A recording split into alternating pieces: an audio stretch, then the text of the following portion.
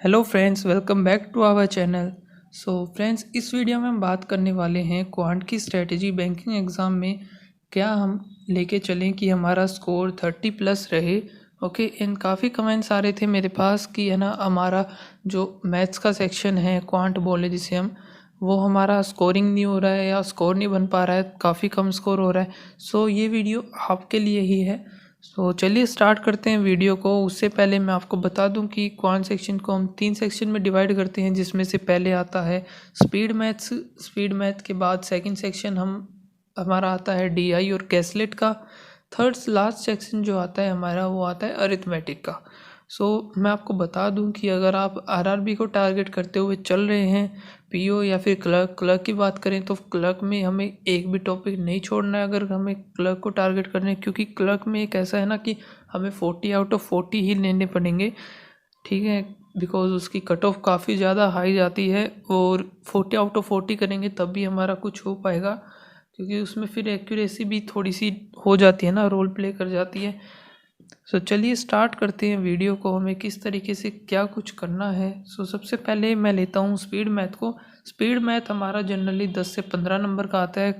PO में हम बात करें तो उसमें भी इतना ही, और क्लर्क में बात करें तो 20 मार्क्स का आता है। एंड इसमें हम टॉपिक्स की बात करें तो quadratic equation, number series, approximation, simplification, ये इसमें टॉपिक्स आते हैं स्पीड मैथ में। जनरली जो होता है अप्रोक्सीमेशन वो हमारा पीओ के एग्ज़ाम्स में ही आता है, एंड सिंप्लीफिकेशन हमारे सभी क्लर्क्स के एग्ज़ाम में आता ही आता है।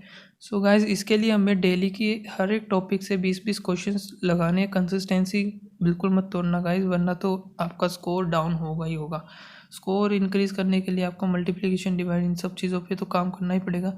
चलिए चलते हैं हम नेक्स्ट सेक्शन के ऊपर, जिसमें डीआई और कैसलेट है।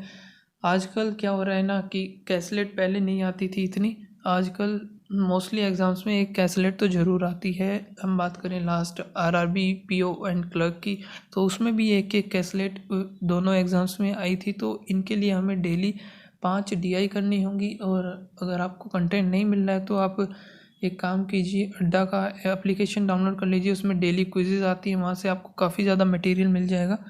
ओके, एंड यूट्यूब पर भी मिल जाएगा, वहाँ से आप प्रैक्टिस कर सकते हैं या फिर बुक से लगा सकते हैं, आपके पास है कोई तो। फिर चलते हैं हम अर्थमेटिक के ऊपर। तो अर्थमेटिक में हमारे पास जो आता है 10 से 12 नंबर का अर्थमेटिक हर एग्ज़ाम में आता है, चाहे पीओ की बात करें चाहे क्लर्क की, इतना ही रहता है दोनों में ही, इससे ज़्यादा नहीं होता है। एंड फिर जो इसमें टॉपिक्स हैं वो आपको सारे के सारे करने पड़ेंगे। ये मत करना कि चलो यार परमुटेशन कॉम्बिनेशन है, इसको नहीं आता है क्वेश्चन, मुश्किल रेयरली आता है तो हम छोड़ दें। क्या पता आपके एग्ज़ाम में, आपकी शिफ्ट में वही उससे ही क्वेश्चन आ जाए। वो एक क्वेश्चन भी आपके लिए काफ़ी इंपॉर्टेंट रोल प्ले करता है गाइस, क्योंकि मेरा जो आरआरबी का लास्ट टाइम जो रहा है ना क्लर्क वाला, वो सिर्फ एक क्वेश्चन की वजह से रहा है, जो कि मुझे आकर के पता चला मेरा वो क्वेश्चन गलत हो गया था, जिसकी वजह से, उसी की वजह से मेरा नंबर कट हुआ, एंड उसी की वजह से मेरा प्री क्लियर नहीं हुआ। 1.25 मार्क्स से रहा था, एंड अगर वो मेरा सही हो जाता तो उसके गलत के नंबर नहीं कटते और उसका एक नंबर मिल जाता तो मेरा क्लियर था प्री तो, एंड मेंस में दे सकता था। ओके, चलो चलो, जो भी होता है अच्छा होता है, कोई बात नहीं। एंड अब इसके टॉपिक्स की हम बात करें अर्थमेटिक के, तो उसमें टॉपिक्स हमारे आते हैं ratio, age, partnership, mixture, alligation, average. ये सब हम एक में लेके चलते हैं क्योंकि मेनली इसमें रेशियो का ही काम होता है। ये रेशियो से रिलेटेड ही होते हैं। फिर परसेंटेज, प्रॉफिट लॉस, SICI, ये तीनों इंटरमिक्स से हैं, तो ये तीनों एक कैटेगरी में रख लेते हैं, लेकिन आपको सारे के सारे ही करने हैं। फिर आता है probability, permutation, combination, speed, time, distance, train, boat, stream, time and work, and pipe and system. Okay, ये सारे टॉपिक्स हमें कवर करने हैं। प्लीज़ ये मत करना कि प्रोबेबिलिटी, परमुटेशन, कॉम्बिनेशन हम छोड़ देते हैं, बहुत कम चांस है क्वेश्चंस आने के, क्योंकि कुछ नहीं पता गाइस, क्या पता आपका इन्हीं में से क्वेश्चंस आ जाए और आपका फालतू में आप नहीं कर पाओ। काफ़ी ज़्यादा इम्पोर्टेंट हो जाता है अगर एक मार्क्स हमारा आरआरबी क्लर्क में हम लेके के चले तो। ठीक है, सारे टॉपिक्स करने हैं, आप बेसिक्स पहले इनके क्लियर कर लीजिए।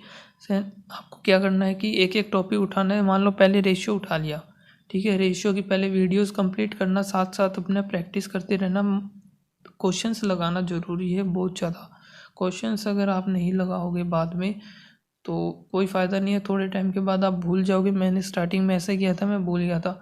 फिर मैंने कंटिन्यू किया, एक एक टॉपिक किया बुक से। उसके मेरे पास अड्डा की बुक है क्वांट की, तो उससे मैंने पहले एक टॉपिक कवर किया, वीडियोस देखी, देन उसके बाद उसके सारे क्वेश्चंस किए, फिर नेक्स्ट टॉपिक ऐसे ही कंप्लीट किया, फिर उसके क्वेश्चंस किए।